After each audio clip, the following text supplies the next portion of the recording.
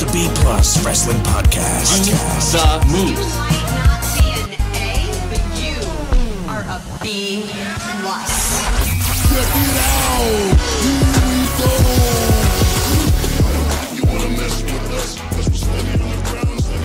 It's a big hello from me to you listeners, so I get the ball rolling on another B Plus podcast for you all. It is a Saturday, and I know you know what that means. It's time for another episode of This Week in NXT. This is a Big Boy solo edition once again. I feel Greg and I haven't co-hosted an NXT cast quite some time, as one or both of us have had issues away from the microphone, whether it's illness, personal life issues, whatever. But, you know, it doesn't stop us delivering at least something every week. So sit back and let me run down this week's NXT and NXT UK, which is always, of course, found on the WWE Network. An interesting week, which I also get to add in WWE Worlds Collide. I'm going to start with the WWE Worlds Collide. I find it's a very interesting concept. I know in recent years with WWE Access over WrestleMania weekends, it's usually a whole lot of dark matches that audiences that aren't in the city for WrestleMania that week aren't able to see.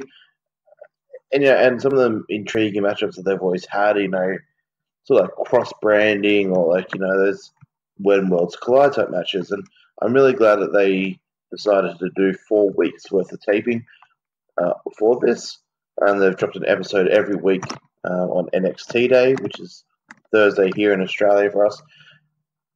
The first 3 weeks have focused around, you've had the cruiserweights, you've had the women's division, etc. And you've had some really good mix. This week, there was just 2 battle royals. So 20-person battle royal. There's 2 of them. So 1 women's and 1 male battle royal, which is cool. So we opened up with the women's Worlds Collide battle royal. Participants were Bianca Belair, Tanara Conti, Casey Catanzaro, Gianna Perazzo, Jasmine Duke, Marina Shafir, Io Shirai, Lacey Lane, Jess E, Xia Li, Kavita Devai, Mia Yim, Reina Gonzalez, Aaliyah, Vanessa Bourne, Kaylee Ray, Piper Niven, and Toni Storm, who is of course the NXT UK champion. You know what? It was a very fun battle royal. I like battle royals. I prefer the Royal Rumble style of participant coming in every 60 seconds or whatever. But battle royals are always fun. You get to see sort of, whether it's only for a couple of seconds, just quick little matchups that you didn't think you'd see. And these sort of, especially these when worlds collide style battle royals, give you that chance to see some of those matches that you've always wanted to see. So a quick little couple of segments, but it was a fun battle royal. Bianca Belair gets the win here. Look, it was fun for what it is.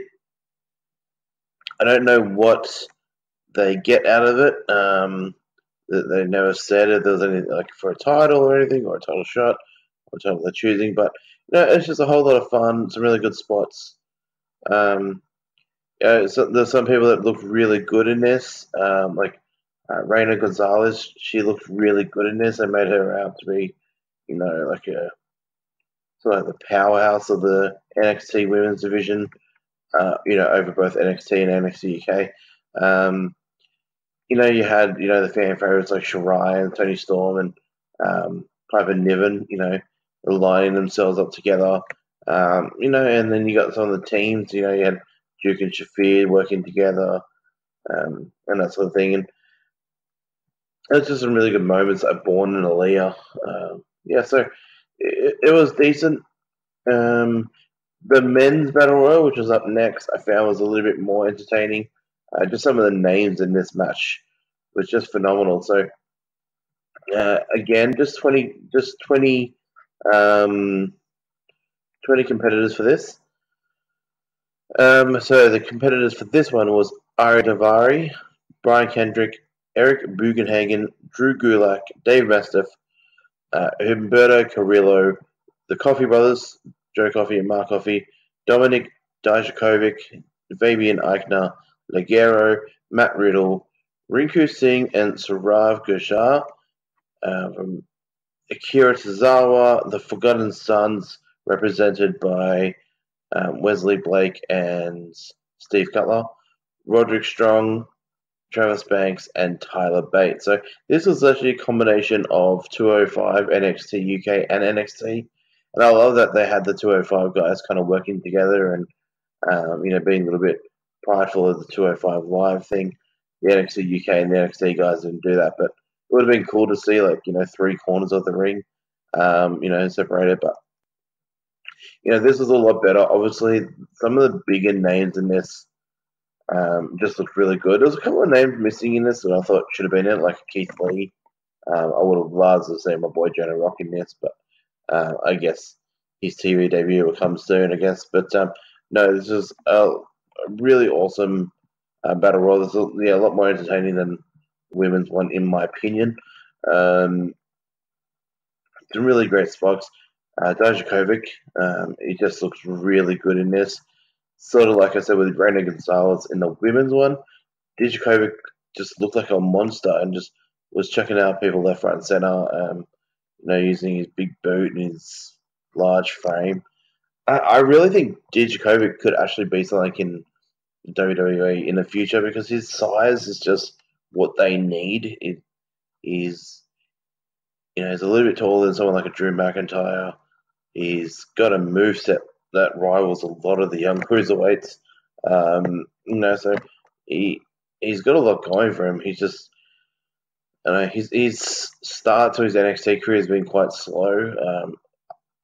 Compared to some of the other guys that have come from PWG or Ring of Honor into the NXT UK PC system. So I hope to see a bit more of him as we go along through the year. The final four, this was really interesting. 3 guys in the final 4. I was like, okay, I expected it. So Roderick Strong, Tyler Bate, and Matt Riddle. Fantastic, all 3 huge names. But then Rinku Singh, he is part of the 2. I'm not so sure what the name of the stable is, the name of the tag team is. But Rinku Singh and Saurav Ghoshal, they have a great look, kind of like a Ascension across Jinder Mahal, like it's a bit of a Punjab version of Ascension. Like they look really boss, like really strong beards, really strong. They got a really strong presence about them. So hopefully, I don't know where they go from here. It feels like having Rinku Singh in this final 4. I know it's just a like when the worlds collide battle royal or something, majorly special, but to have him in that final 4, it made him look really good. He got in. He got into the final 4. Tyler Bate, Strong, and Matt Riddle all trying to get him out. Left for the final 2 of Tyler Bate and Strong after Matt Riddle and Rinku Singh were eliminated. By the way, got a thank you Tyler chant when Singh was eliminated.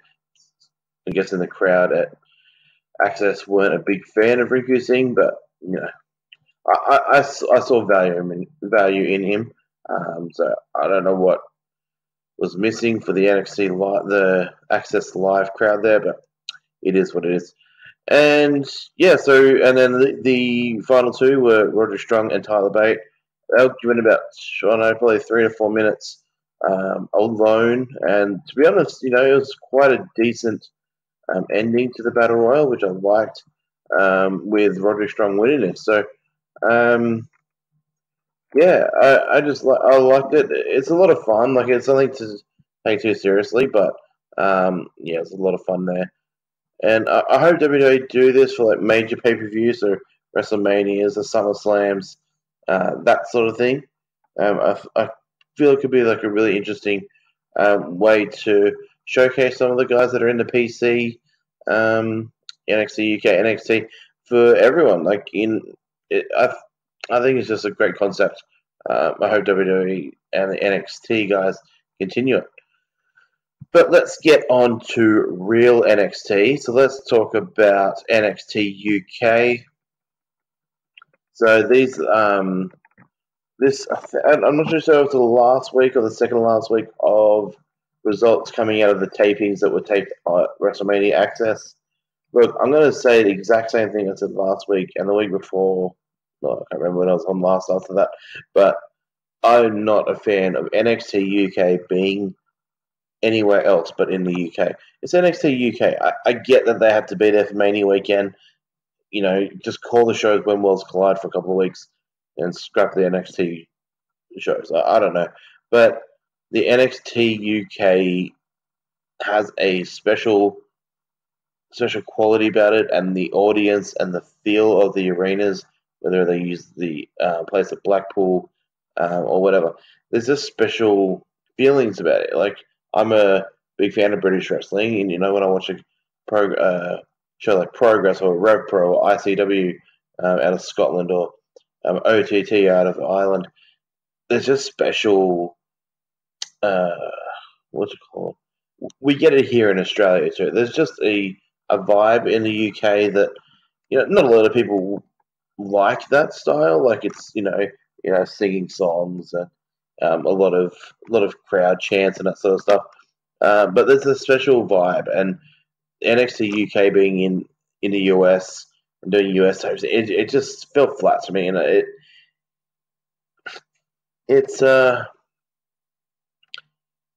just takes away from the show for me. But there were some decent spots and some decent matches in this. So let's do the full rundown. We open up with Travis Banks taking on Mansoor.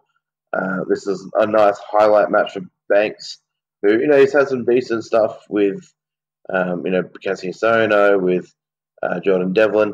But I really hope Banks starts climbing that ladder. He deserves it. He's one of the best talents in the world, in my opinion. I've always compared him. He's in that same bracket with like Daniel Bryan, Zack Sabre Jr., Jonathan Gresham. Just one of these. What would you call them? Like technical wizards. And Travis Banks just has it. He has a great character behind him. I really love what he gets done. He got through Mansoor quite easily here in about a 5-minute match. Then we had like a really nice, promo from Uzziah Brookside from the NXT UK PC. Basically just promising to train hard and take us all on a journey, etc. I was really hoping to see something of my boy Sean Custom, Australian boy Sean Custom. I love that guy,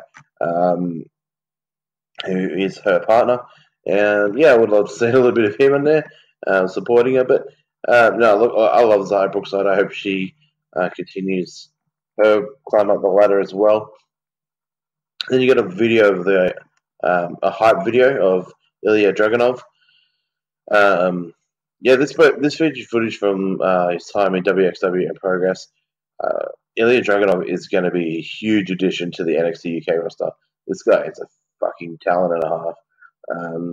If you guys don't know much about Ilya Dragunov and you're listening to this, go head on to either Progress, WXW, PWG. He's been a lot. He's been over a lot of promotions over the last couple of years. He's fantastic. He's going to be a great addition. Kind of like the addition of Walter and that to this NXT UK roster. He just has a spot here which I like. We had a little feature video from Nina Samuels. So she talked about, trying to get a few victories along. Samuels really wants Toni Storm. Believes that Toni Storm is nowhere near like a leading lady, but be interesting to see if we get a Toni Storm Nina Samuels matchup soon. I'd like to see that. Speaking of the women's NXT UK division, we've got a matchup of Piper Niven and Reina Gonzalez. Two fantastic talents. Like I said, with the Women Worlds Collide Battle Royal for the women's, Reina Gonzalez looked really good in this. She actually looked better than Piper in the Battle Royal, but Piper Niven looked really good coming out of this match. Her moveset is just fantastic. I've always been a big fan of Piper Niven or Viper in the past. I know there's been some issues since she within the Mae Young Classics with her contracts and that. But I think she's got a permanent place in the NXT UK roster. I expect her to be NXT UK Women's Champion by the end of the year for sure. She's just that good. Then we had a little backstage segment of Kenny Williams and Amir Jordan. They discussed the Grizzly Young Vets throwing their gear out of the locker room last week. So the Grizzly Young Vets got themselves counted out in their match because they were afraid. They talked about getting their title shot in Scotland soon. So, next set of tapings are based in Glasgow. So I'm guessing a big Scottish presence over the next couple of weeks of the NXT UK roster. A lot of the guys like the Galluses, the Kenny Williams, and those sort of guys will have a big impact over the next couple of weeks. Being based in Scotland, they're going to get a lot of the Scottish guys good TV time, which would be good. And yeah, we also got a little thing from Gallus discussing how they'll be in Glasgow soon, and they're excited to get home. Then we had WWE UK champion Walter defeating John Devlin in a non-title match. Oh, those chops are heard around the world. This match was just it was just phenomenal. Like I said, I'm not a big fan of the surroundings, like the audience, and just that vibe was just not there for it. But the physical match itself, we've seen Devlin versus Walter many times. If you're a fan of the British wrestling scene, this is not a brand new match. These guys know each other very well, especially in OTT.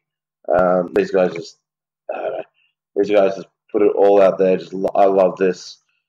Walter, I hope WWE realize what they've got in Walter. Like, he's a special talent. Devlin is fantastic. I don't know where his ceiling is. Ever since Devlin's come into NXT, everyone's compared him to Finn Balor, as he was his trainer and mentor. But unfortunately, you have to keep comparing him to him because I don't think he could even get. I don't know if his ceiling is even at Finn Balor's level. Jordan Devlin is fantastic. I just don't know where he goes from here. Walter, on the other hand, oh boy, you give him the right man on mic. Like, you give him a mouthpiece that can do the talking. You let him just go in and chop every chest in WWE. Like, you don't need Brock. He's a devastating figure in himself, and he's such a baby face, and he's so young too. Like, he's got so much more to give in his life and career. I really hope WWE realize how special Walter is. Again, like, this match is fantastic. Post match, we had Dunn come out. Pete Dunn come out. His music played. Walked out with a microphone in hand.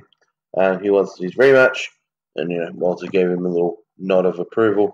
So it'd be interesting to see when we get that, whether that's going to be at the Glasgow tapings or not. I look forward to seeing that.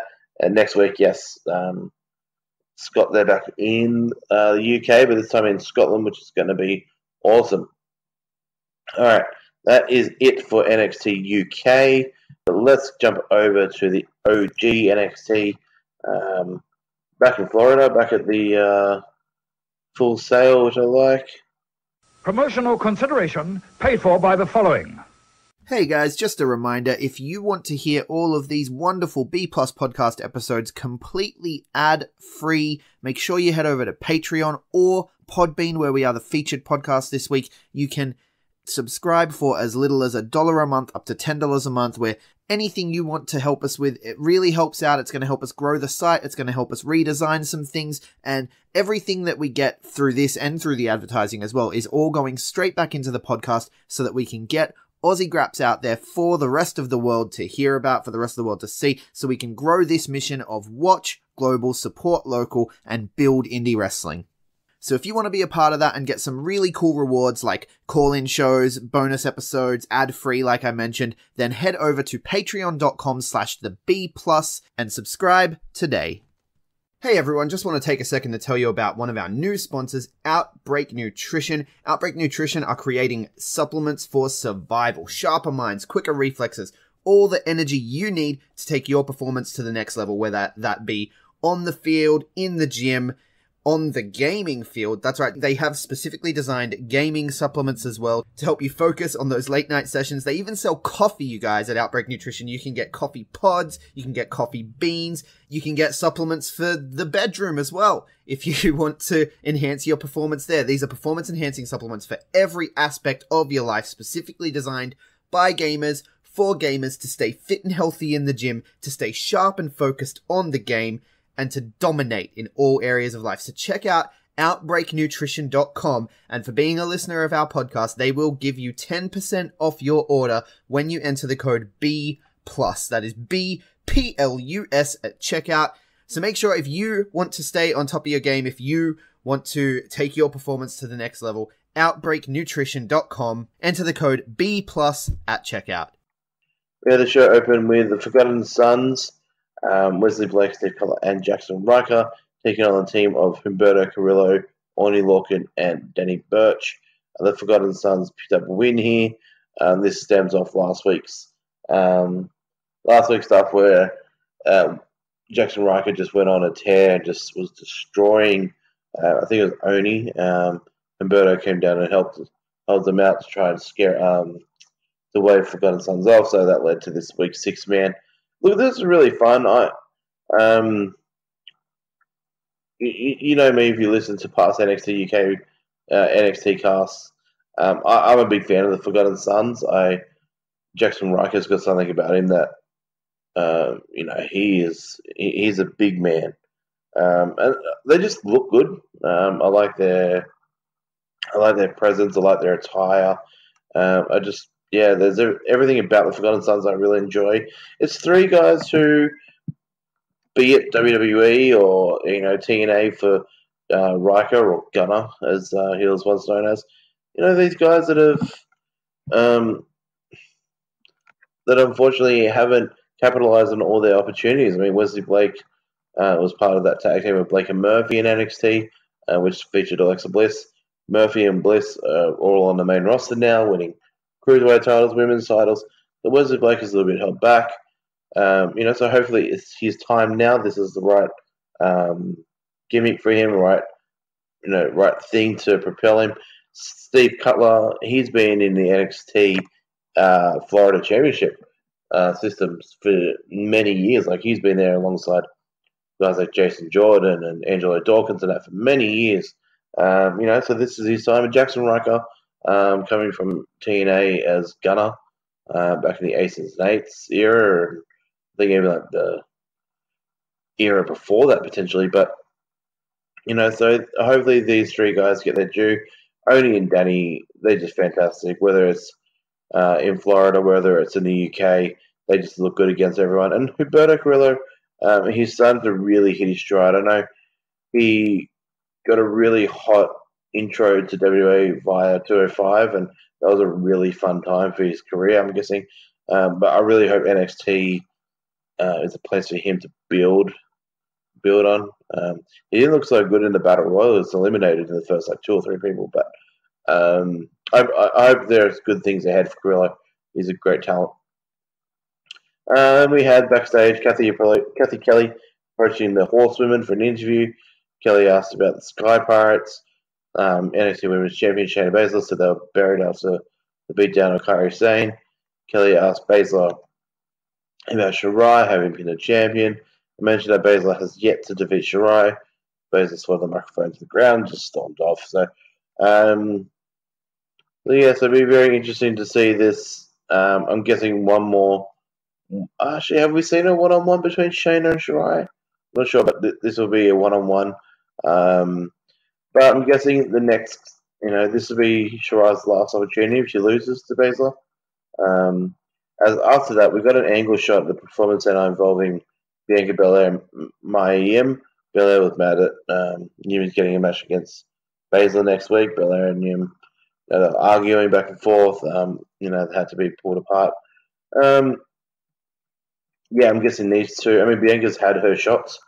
I think Mia Yim is ready to step up as a opponent for Shayna, title-wise as well. I don't know if she'll win it.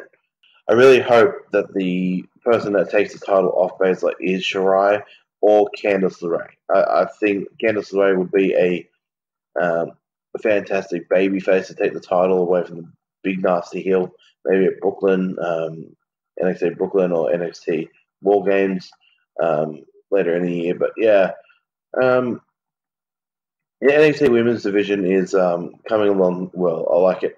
And then we move on to we've got Dominic Dijakovic taking on Mansoor Al-Shihal, or Mansoor, who just had an NXT UK match against Travis Banks.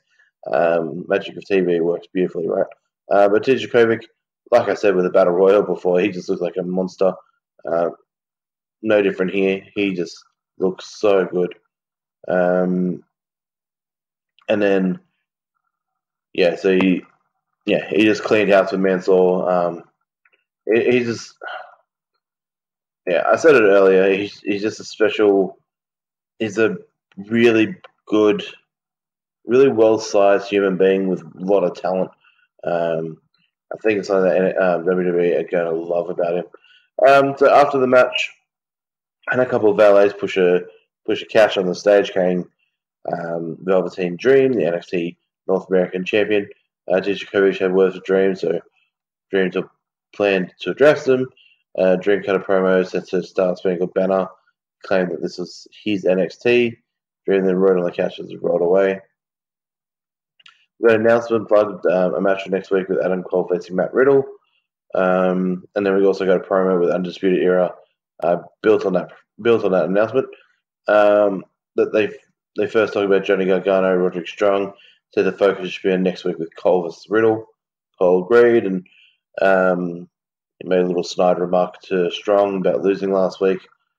So they're making it feel that there's a little bit of dissension from Strong, and they're making it feel like there's a little bit of dissension within Undisputed Era, especially from Roderick Strong to the other three. Roderick Strong was the last to join Undisputed Era. My guess he actually takes over as the natural leader, or Kyle O'Reilly, and Adam Cole's one that goes babyface, but we'll see. After that, we got the debut match of Kushida as he took on Cassius Ohno. Cassius Ohno is the gatekeeper he's the gatekeeper of debuts in NXT. Cassius Ohno is a great vet. He's been around for nearly 2 decades. So him taking the L's like this a lot. He even did it with Travis Banks over in NXT UK recently. He's done so many in his time with NXT. Kushida. What can you say about him? This is a guy that I don't know. Kushida is one of the greatest Japanese talents of all time. He's in an echelon that Shinsuke's not even a part of. That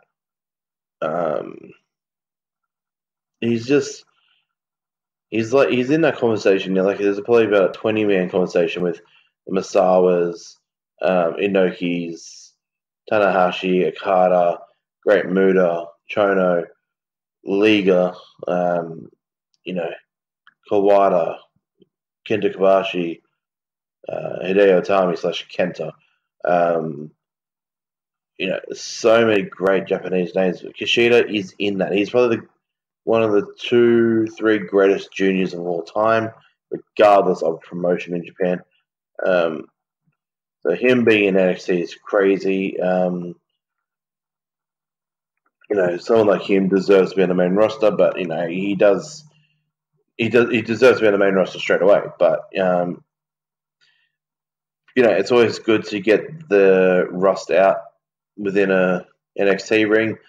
sometimes the sizing of the rings, the style between WWE and New Japan ring can be a lot different.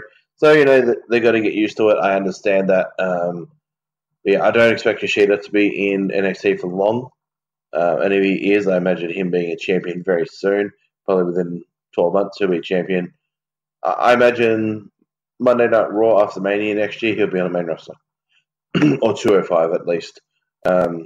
He looks really cool in this match. I'm hoping to get a lot of cool matches. If he's going to be in NXT for a while, I really want to see some, when worlds collide type matches for him, like some options like a Drew Gulak or Kushida versus Johnny Gargano, Kushida versus Matt Riddle, Kushida versus Cole. Seeing Kushida and Kyle O'Reilly or Bobby Fish again.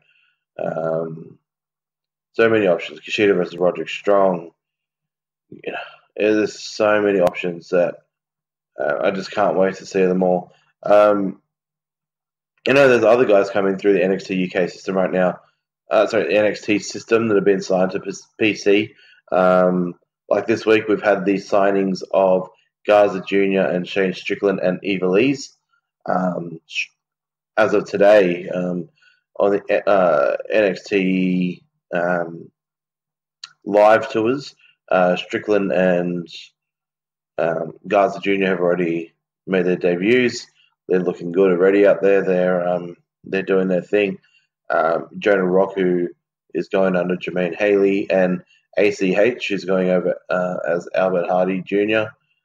He's out there as well doing his thing at NXT UK. NXT. So there's so many talents ready to come into NXT. The next cop is just going to be awesome.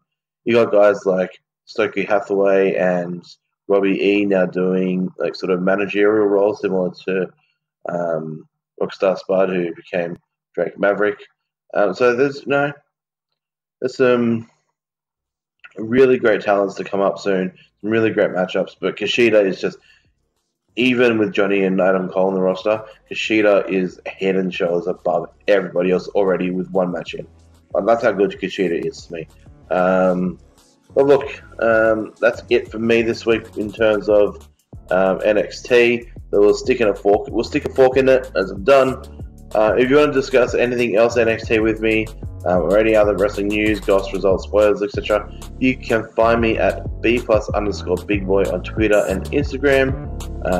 We collectively, B+ Wrestling on Facebook and Instagram, and the B+ Wrestle on Twitter, because wrestling wouldn't fit. Give us a like, share, subscribe, give us a 5-star review if you like what we do, and a big thank you so much for listening. Bye.